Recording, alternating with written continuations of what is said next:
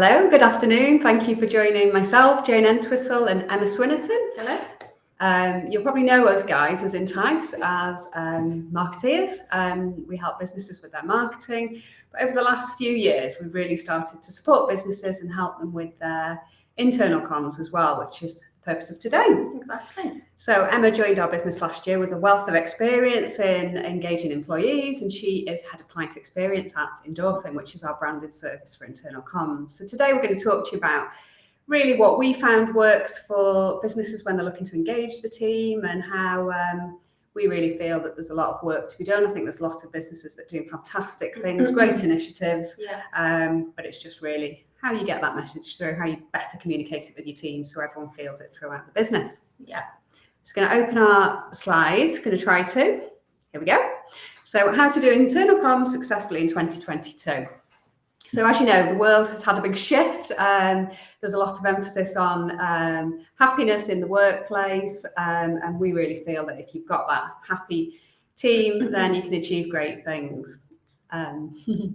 So why do you think then, Jane, that internal communications are important to businesses? What have you found out? Obviously, I joined Entwistle last year, and you expressed to me that you were getting a lot of client interest in the internal side of the business as well as the external marketing. You'd already done some projects for clients and were working on lots of internal comms as well as external. Yeah, and I think it's sort of, for us, it came up. We were obviously looking at clients, looking at what content they had, what their strategies were, and making them look fantastic to the external world. They were shining, they were looking brilliant.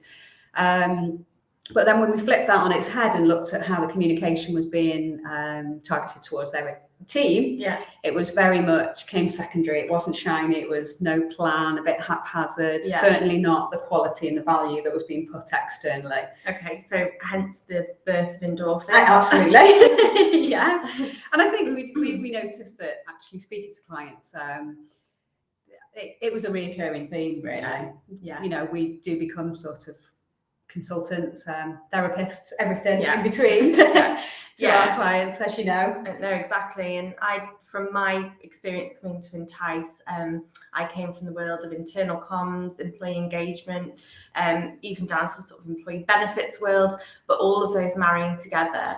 And there was a real need and a massive gap for companies that I was working with that didn't quite have their internal comms strategy right. They didn't have anybody in the team. They may have had somebody in HR or marketing, HR that were trying to sort of juggle and navigate the world of internal comms, run workshops with groups of employees, but I think there was no real strategy or actual focus, and internal comms is now a discipline in itself.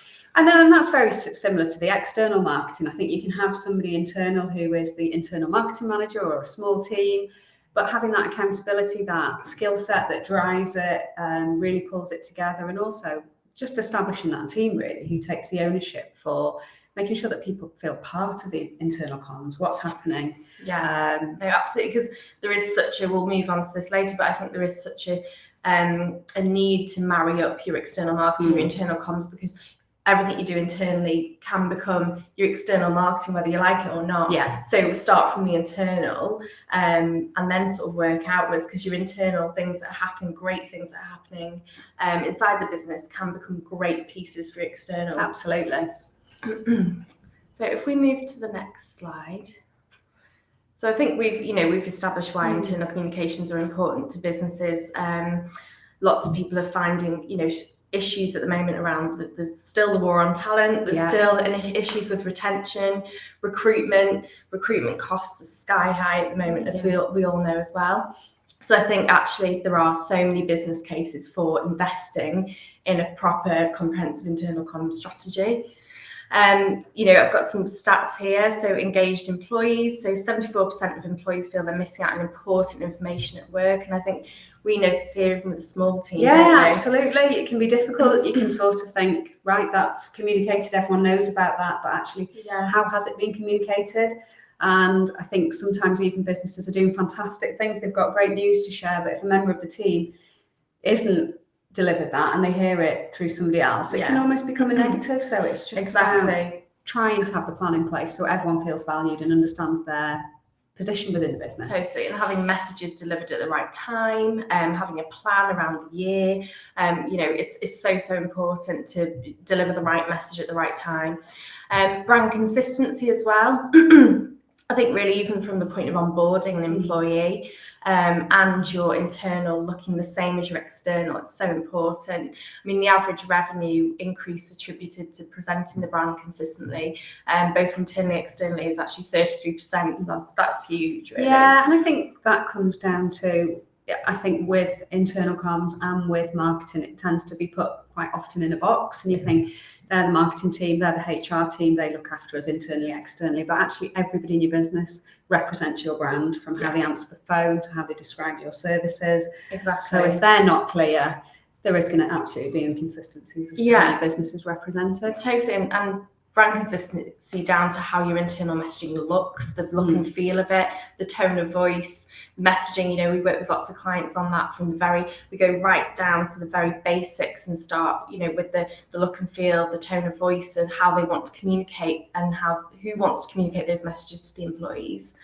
In terms of better recruitment as well, 77% of employees consider a company's culture before applying for a job. So this is something that we've worked with clients on as well, in terms of culture books, onboarding, the look and feel of the brand, how you look online, how you present yourselves, as well as internally, is so important for recruitment.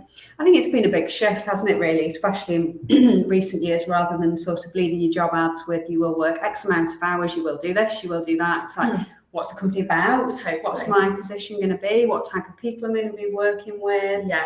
What's the purpose? What are we achieving for clients, and what makes us different? That can come later. Most of that's pretty standard anyway. Exactly, and particularly there's been so many studies recently on Gen Z employees and looking to recruit them, what they're looking for in the workplace. They are looking for the business's messages, the meaningfulness of the company. Are they going to be doing purposeful work? What do they do internally? Are they working with the community? Are they doing charity events? Absolutely. So we sort of help to delve and get all that out of businesses. And I think what we find when we speak to most of our clients and businesses that we support, this is happening already. So we're not here as a movement to try and really change how businesses operate. It's already happening, but it's quite often happening in pockets. And like the external marketing, we want to sell it back to the team and shout about how great they are, and make people feel part of it. So again, better external marketing. So brand messages reached 561% further when shared by employees versus the same messages shared by our official brand social channels. So obviously engaging employees and having them talk about your messages, what's going on internally online, having them feel passionate about the business, engaging them. You can see how it marries up with the external reach as well. Well, ultimately, people buy people, don't they? And that often comes down to the decision when looking to partner with an agency. Do I like the people? Do I get a good feel from them? They might have pretty much exactly the same product offering, service offering, but if the people feel clarity within what they're talking about, they feel confident, they feel in a well-supported environment, then it's great for the business as well. Yeah, absolutely.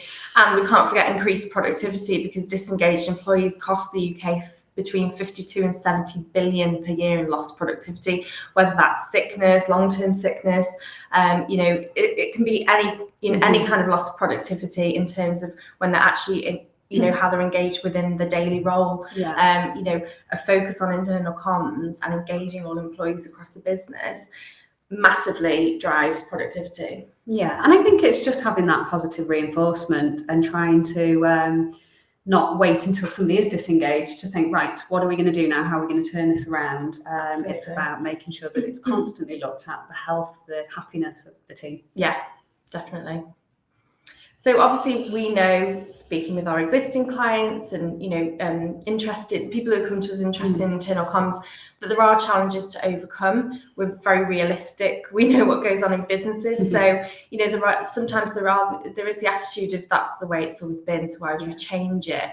I think we've come across that, but actually it is a sense of you're looking at a business as it was, you're sort of putting a shelf life on the internal as well as the external. So we do work with businesses to support them with that. Also, obviously, only currently 14% of employees understand their company's strategy and directions. I think particularly in businesses where there's cross department, or if Yeah. you've got office staff and then you've got factory staff and, you know, businesses that have got multiple locations. It does really need that strategy to get them on board so they all feel part of the same goal, the same vision, because you can quite quickly get us and them environment. Totally. Things like change doesn't stick. A lot of the time, understanding your audience is really crucial. So we do actually run workshops with teams to get a real good cross section of people within the business to talk to them about what do they want to hear more about. So we do run Endorphin workshops that help you to understand your audience as well, and understand each other. Because whilst we're looking to bring this consistency to businesses, we absolutely celebrate the different diverse characters that you have in businesses, which is totally important. We're not a massive team, but we've got complete different skill sets, different characters, which is important. You want to embrace that, but it's how do you get them singing from the same hymn sheet? Yeah, totally. And I think we've come across people saying that they haven't got anybody internally to manage internal communication. HR are so busy. They've got maybe some people in the business that are interested but just haven't got the time. So that's kind of where we come in to support, I think it just helps maintain that consistency and having the skill set to then execute it and make it look exciting, because I think we see great ideas, but when they're delivered and they're put together in a Word document on an intranet, it's hard to engage the employees in that way. Definitely. Getting everyone on board as well, again through workshops and things like that. We work with businesses, building trust among the employees. Sort of sometimes the feedback can be lack of thought for the employees, so sort of appealing to every member of the team and what they want to hear and what they want to talk about and their voice being heard. And then also not knowing how to create more engaging content. We've put these things out, they're not really worked, people aren't really engaged, and that's where we can support as well. So Emma, we've got a few case studies to talk to you about. Emma's been in conversation with David Manning, head of internal comms at BBC. Yes, well, he's now Curry's PC World, but he was formerly BBC. So he started with the BBC when internal communication was probably just emerging as like a real discipline. There wasn't a team in place. He just kind of came to the BBC with this vision. There were teams there that had maybe 3 emails in a year. Very disengaged, not really sure what was going on. He's absolutely, over his time at the BBC, completely transformed the internal communications. His sort of key highlights, these talks with Endorphin will be available on our YouTube channel, as I will pop the link in the comments below. But leadership involvement was a huge part of their internal comms strategy and massive success, and literally at the forefront of their strategy. So he would do floor walks with sort of key managerial people through the team, walk them around the floor, speak to the employees, pick up little snippets of information, and then deliver the internal messages from things he collected from their voices. So picking up everything that people wanted to hear, wanted to talk about. Which is also great for the business, because actually you're getting ideas that you wouldn't otherwise be exposed to. And I think sometimes with those floor walks, it's just the small things that find out what football team somebody supports, find out what they're doing out of work, and that communication is massive, isn't it? Exactly. One of the most resistant people within the business was a guy who said, I don't do comms at all. And after discussing with him, David discovered that the one of the managers, actually, he had a stammer, so he wasn't confident with delivering messages to teams. So they worked with him as the way forward for how he would be able to deliver messages in the best possible way. So like I said, there was poor performance before he joined, but he's managed to completely turn it around. But his key message as well was that consistency breeds trust. So there is a need for consistent messaging. Don't start off all excited, sending emails out or comms or having, drop-in webinar things, podcasts and things like that, and then stop it. It's got to be consistent. So very similar to external marketing, isn't it? We say that to clients. Don't post all your content in 1 week and then go quiet for 6 months. And it's so easy to do from the internal side. People are stretched with the time, they're running the business, they're not looking at the internal side, and it can be tricky, but having that consistency and that value-added messaging does take time, but when approached correctly. And in the end, he said that essentially the place they got to with the BBC what they will do is they will rehearse for a death of a royal 2 or 3 times a year. Mm-hmm. So when it came to obviously the Queen's sad passing, they had everybody knew what they were doing. They communicate so well within the business. They rehearsed for these eventualities that when everybody was needed to get to the place they needed, even freelancers, the internal communication was that tight. There's no stress. It ran seamlessly, and everybody needed to know what they needed to do in an emergency and this kind of situation. They were well prepped and well and that came across, didn't it? Totally, yeah, it was flawless. So, and then you've also been speaking to on our next slide. You've been busy. You've been working with Jane Garnes, are you? Yeah, no, Jane's great. So she's the head of internal comms for Talk. So she again had very similar messages to David. Leadership involvement.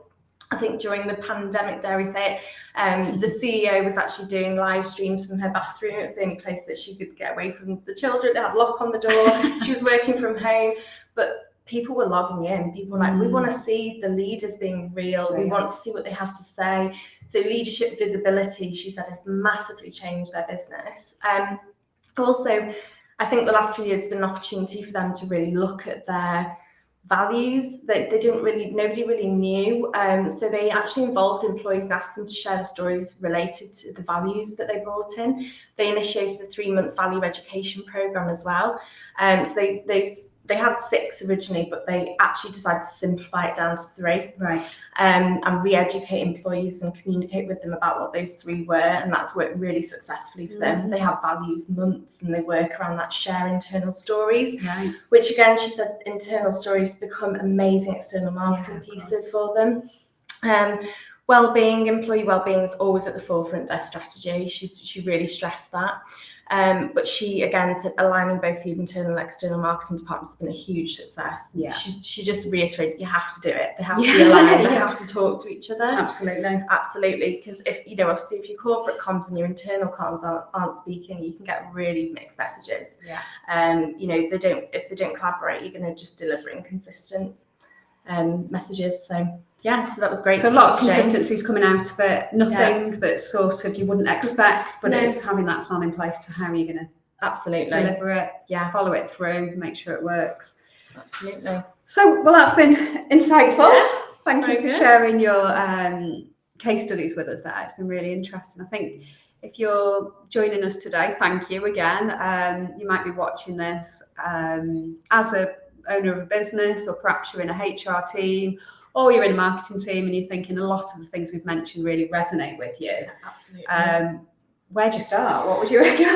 Well, I mean, this actual presentation will be downloadable, so we will share it as a PDF. So, if you want to, as an initial first point, share this with your senior leadership teams, get the conversation going, talk about it. What are we doing right? What do we think? Do we need a bit of support? Have that initial conversation. What do our internal comms look like? Have we got the time to deliver consistent internal comms? Maybe not. Maybe let's get some support in. So I'd say, thank you for joining. By all means, comment below, ask us any questions, or you can, by all means, give us a call. Emma would love to hear your internal comms challenges, things that you're celebrating. I'd imagine there's nothing we haven't heard before, and look forward to speaking to you. Thank you very much.